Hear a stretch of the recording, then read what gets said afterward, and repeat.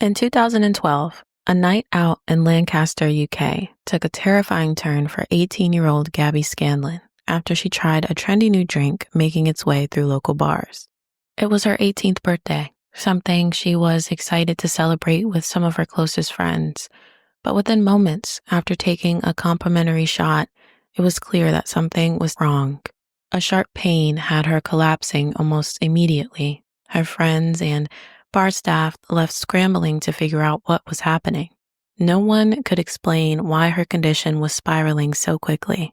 One thing for certain was that unfortunately, a single drink would change her life forever and spark serious questions about how it ever ended up in a glass in the first place. I'm AK, and welcome to another episode of Dying is Bizarre, where I dig into the crazy twists that lead to fatal endings or come unbelievably close. If you find stories like this interesting, I'd love it if you stuck around. Now let's get into it. In 2012, Oscar's Wine Bar and Bistro was a new up-and-coming hangout spot in Lancaster, UK. Just like any other new bar, people were heading out in droves to experience the new, fun atmosphere. On October 4th, 2012, Gaby Scanlon and her friends were a part of that crowd. Oscar's had been open for 5 months and business was booming, so the group wanted to celebrate Gaby's 18th birthday with their innovative menu. For some context, Oscar's was known for their unique food and drink concoctions. Most notably, they featured drinks with attention-grabbing presentations. If you've ever seen or had one of those drinks with liquid smoke or even nitrogen itself, you know how pretty they tend to look. Bubbling, fizzing, smoking cocktails often have a lot of appeal, especially when celebrating an important event. So they're hanging at the bar and ordering their drinks, nothing out of the ordinary. The friends have 4 of the drinks before the bartender offers a free shot for the birthday girl. Gaby happily accepts it, being told by the bartender to drink it while the shot was still smoking. One simple drink unfortunately changed Gaby's life forever. Immediately after finishing it, she was violently sick. She was vomiting as smoke escaped from both her nose and her mouth. She collapsed in excruciating pain while her friends panicked, wondering what the hell happened. Inside Gaby's body, however, liquid nitrogen from the shot was ripping through her stomach wall. The cocktail, called the Nitro Jägermeister, was meant to be a hazard-free attention grabber, something to draw in new customers. Instead, the mishandling of safety regulations landed a poor 18-year-old fighting for her life in the emergency room that night. I want to back up a little bit to talk about liquid nitrogen. It's something I knew little about before researching this, so I want to go over some facts in case anyone else is a research junkie like me. Liquid nitrogen in cocktails is controversial because it boils at negative 321 degrees Fahrenheit. So consumption, of course, is potentially lethal. Even with the dangers being widely known, it is not a regulated substance in most countries, and there's no control of its use. Safety precautions are offered to bars and restaurants that use it, but it's not exactly hard to mess those up. Of course it isn't, and that's why we're here today. The ingredient being used to prepare things like ice cream isn't as scary simply because there's no raw nitrogen to be consumed. Once the ice cream is ready, the nitrogen is already smoked off, so it's safe. Drinks are a different ballgame. The nitrogen has to be boiled off before it can be consumed, and Gaby hadn't been given that vital instruction before she took her shot. Regardless of giving out that instruction, though, the risk of ingestion seems to outweigh being able to claim that your bar has cool-looking cocktails. I mean, it just doesn't seem worth it to me. Telling likely already drunk people to wait until the smoke dissipates, with the alternative being that they can damage internal organs and possibly die, is entirely too relaxed of an environment for me. Like, could you imagine you're at a bar, you're a few drinks in, and someone offhandedly says like, oh, wait until the smoke is gone, except they leave out the part that you could literally die if you don't. Internal damage from liquid nitrogen includes destroying tissue in your mouth, burning away your entire digestive tract, causing internal frostbite, and on top of it all, if enough is swallowed, it can literally make your stomach explode. Gaby's examination at the hospital revealed that she had a perforated stomach, so basically a large hole was formed, likely from cryogenic burning. It was literally so cold that it burned her. from the inside. She had a life-saving procedure called a total gastrectomy where doctors had to remove her entire stomach. She spent 3 weeks in the hospital recovering from her life-altering surgery, and years after the fact, she stated that she no longer enjoyed eating and was very limited in what she could and couldn't consume. Gastrectomies can be performed due to irreversible stomach trauma, of course, like in this case, but certain conditions like stomach cancer sometimes require complete stomach removal too. And those are the most likely reasons, like chronic conditions, cancer, things like that. There's little information from Gaby herself on life after something so horrific, but I was able to find some common complications and the general consensus on what the aftermath can be. I had no idea that there were people who had to live with total gastrectomies, so I was ignorant to the fact that this existed in the first place. First of all, this procedure means that the esophagus is directly attached to the small intestine. With no stomach to hold and slowly digest food, eating can become a miserable experience. Usually, recovery comes with a feeding tube for a few weeks until it heals enough, and then a liquid diet is the next step. After making sure the new digestive system setup is working properly, a diet with light meals is the end goal.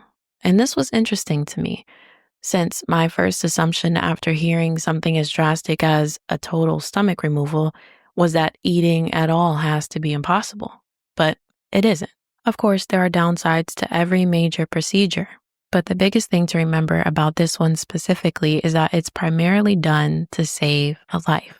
So your quality of life is expected to take a hit pretty much. According to a study led by Dr. Jeremy Davis at the NCI's Center for Cancer Research, researchers followed 126 people who had their stomachs completely removed. Years after their surgeries, more than 90% of them were still dealing with at least one long-term complication. About a fourth of them, so 25% of them, said that the complications were life-altering. Among these patients, the most common outcome was bile reflux. It's where the acidic fluid from the liver comes up the esophagus, causing abdominal pain, nausea, and interfering with daily activities. Another risk is malnutrition. Because of the difficulties surrounding being able to eat enough and nutrient absorption being kind of difficult, it's easy to accidentally end up severely deficient. Along with that, patients reported that their social and emotional well-being suffered too. For example, without a stomach, eating has to be much more frequent. Some even have to set alarms to eat overnight. And because of that, working a regular job can be out of the question. These outcomes don't include the whole list of chronic complications, like endless fatigue or internal bile leakage, but you get the picture. It can and often does impact quality of life so negatively that the conclusion of this study recommends every single alternative first when battling chronic conditions before moving on to gastrectomy. So basically, this doctor recommends that it be the absolute last step, like your life has to be on the brink before he would recommend getting a total stomach removal. Before taking the shot, Gaby said, quote, "I turned to the man and asked if it was okay to drink. He said yes. Smoke was coming from my nose and mouth. Straight away, I knew something was not right. My stomach expanded. The manager said nothing about waiting for it to die down." Not only was the general handling of the nitrogen at this bar too relaxed, in my opinion, but the training material on how to serve customers may have been even worse. It was said that direction was quote-unquote loose, and bartenders were told that there had to be a 10-second wait before anyone could consume the liquid, but that was determined to be an arbitrary number. It was literally just made up. Something that management pulled out of thin air and didn't bother heavily enforcing at that. And as I mentioned, Oscar's had only been open for about 5 months before this incident took place. And not only was it new, but it was family owned, which contributed to how laid back they seemed to be with their safety training. Even worse, when the bar opened and was inspected back in May, a senior health and safety officer had concerns. He had learned that the bar planned to serve those specialty drinks, and he knew how quickly things could go wrong when liquid nitrogen was involved. Because of that, he sent a letter with basic safety information. It included simple steps that could prevent anyone from getting seriously hurt, and his warning was ignored. There was no national rules or standards at the time, so he could not force anyone to follow the guidance, but the lack of any response or acknowledgement felt like a bad sign of what was eventually inevitable. Andrew Dunn, the company director and the man in charge of the drinks being at the bar to begin with, was said to have found them alluring and was intrigued by the dramatic effect. Direct quote. There was no risk assessment carried out before serving these drinks. He simply thought that they were pretty. He put them on the menu and that was that. Risk assessments are commonplace in most major food and drink establishments, and they're important if you're planning to offer pretty much anything to the general public. The process usually entails identifying potential hazards, evaluating the likelihood and severity of those hazards, and implementing controls to make sure everyone, including staff, is safe. If little mom and pop shops can do it for things as simple as temperature control for meat, then the owners in the story should have done it for the nitrogen, without question. This was something so easily preventable. Prosecutors later informed Andrew Dunn, the company director, that he could avoid prosecution if he contributed £20,000 toward court costs. He paid the amount and still maintained his innocence by pleading not guilty. A spokesman for Lancaster City Council said it was not necessary to prosecute Mr. Dunn, taking into account the interest of the family. Gaby also gave a statement expressing how devastating the impact on her health was and how no fine would change that. She was clear that while grateful the case was over, no amount would restore her health. Basically, when this case went to court and was settled in 2015, so 3 years later, there was a fine of £100,000 for the bar. They got verbally reprimanded in court, fined, and that was that. Kevin McLaughlin was quoted stating that his family was humiliated and that they were sorry for the misjudgments made. He also stated, quote, "At no time did they see anything warning them of the risks of ingestion. The essence of this calamity was the ignorance on part of the company." I have a hard time believing that no one realized how risky this ingredient was. I mean, a simple Google search would have told them exactly what they needed to know. So I don't think it's good enough, but that's just my opinion. I could not find any information on whether or not the fines imposed on the company were then given to Gaby, but based on wording from a few different articles, I'm leaning towards no. She did not receive that money. And I just thought, could you imagine if this story had taken place in America? She would have sued them, won millions of dollars.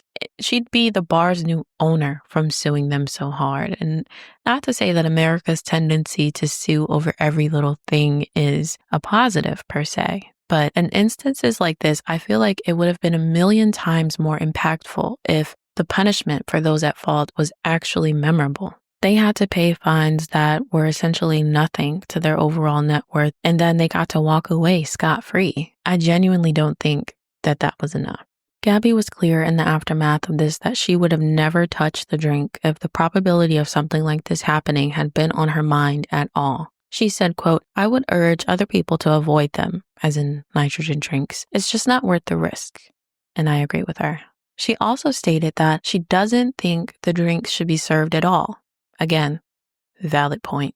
She's not the only one to have been injured by liquid nitrogen drinks as well. She's just probably the most sensationalized story, and it's still not sensational enough for me. Like, this should have been on headlines for years. Every true crime adjacent channel should have covered this, and you really can't find much on it. At least I couldn't when I looked it up. A few stories here and there, but nothing too crazy. As I mentioned before, the effects of stomach removal are chronic and intense, and that's for people who are doing it to combat another illness that causes the stomach issues to begin with. For someone like Gaby, it must be even more complicated, both physically and emotionally, having to lose such an important organ overnight like that. Most people who are undergoing a total gastrectomy are doing it because the alternative is worse. You know, like their chronic illness is taking over their entire life, and this will at least give them some semblance of one. They get counseling, they're asked a million times if this is what they want to do, but in Gaby's situation, she literally went out one night to celebrate her birthday and woke up without a stomach. Absolutely horrific. She had to watch her friends go off to college and live normal lives while she struggled to move on. She was also unable to work due to lack of energy and suffered from crippling pain that attacked at random. As if she wasn't going through enough physically and emotionally, she was also being attacked by the general public when this story broke. Some wrongly assumed that she was on a drinking bender when this happened and that she was the one to blame. More than a few people made her out to be some delinquent, and that simply wasn't true. Turning 18 in the UK meant it was her legal right to drink at a bar, just like every other adult. More importantly, though, even if she had been on a bender, it still wouldn't have been her fault. You can't serve extremely dangerous drinks to people who are likely tipsy, whether you give them vague instructions or not, and then expect the fault to not be on you when that inevitably goes wrong. Again, she was nowhere near wasted when it happened. I just want to reiterate that either way, the responsibility as far as safety went was on the bar's owners and the bartender, not on her. The public, feeling comfortable enough to bully a teenage girl for attempting to have a good time on her birthday, is not surprising at all, at least not to me. I do hope that she had the support of her family and friends in a time where there were so many eyes on her and so many ridiculous opinions being spewed. Some sources say the bar closed down shortly after this incident, but that's another rumor. Gaby ingested the nitrogen in late 2012, and it was settled in court in 2015. The bar didn't close until 2017. An article from the Lancaster Guardian states that it suddenly closed down in 2017 due to the spot being bought out by another business. It was so sudden, in fact, that people had events booked at Oscars and got no notice that this was even going to happen. It was like they were in business and doing just fine one day, then completely gone the next. Requests for comments from pretty much anyone who worked at Oscars had been made, but no one said anything. So many parts of this story baffle me.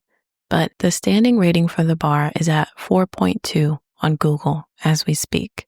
There's no real satisfying end to this one, unfortunately. After the case was settled, Gaby stepped away from media attention. We can only hope that she's doing the best that she can 13 years after something so traumatic. Members of Parliament did apparently make calls to action and attempted to ban liquid nitrogen for consumption completely in the UK. But outside of bare bones articles from Gaby's ordeal in 2012 and then the case coming to a close in 2015, nothing was ever actually passed, at least nothing that I can find. It does seem that health and safety laws have ramped up as a result, which is something, I guess.